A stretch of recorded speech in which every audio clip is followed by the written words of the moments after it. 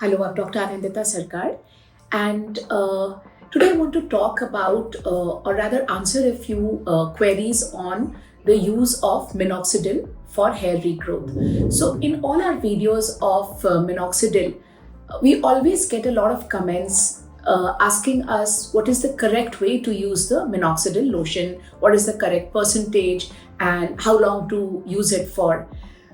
So minoxidil has to be used every day. The percentages vary from 2% to 5 to 10%.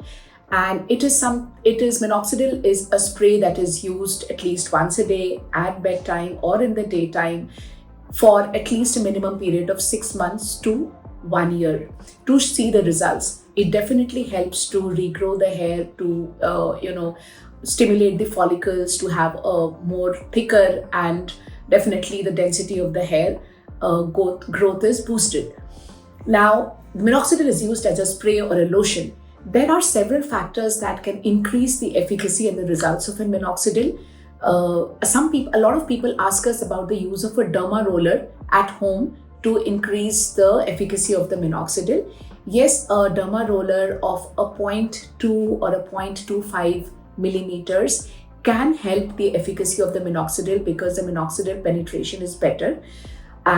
But however, even though I do not recommend at home derma rolling, but I do understand that due to lack of resources, many people have to do it. So what needs to be kept in mind is the hygiene and the sepsis part while using something like a micro needling at home. So it should be completely hygienic. You should be changing your derma rollers almost every time.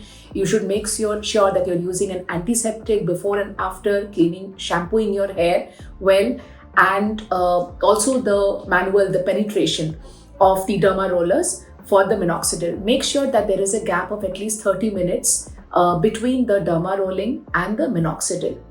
For people who are a little scared of using a needle device at home, I would suggest that you can go in for minoxidil boosters. They are products that increase the blood flow to the scalp. So for about a period of 30 minutes to an hour. So if you can use the minoxidil immediately after, so the absorption is definitely increased. Do remember that in all these cases, you may have an increased sensitivity on the scalp, causing more burning sensation or stinging. And in case any of this happens, do get in touch with your doctor. So we have made many videos in the past with minoxidil and with other hair growth peptides like Redensil, Capexil.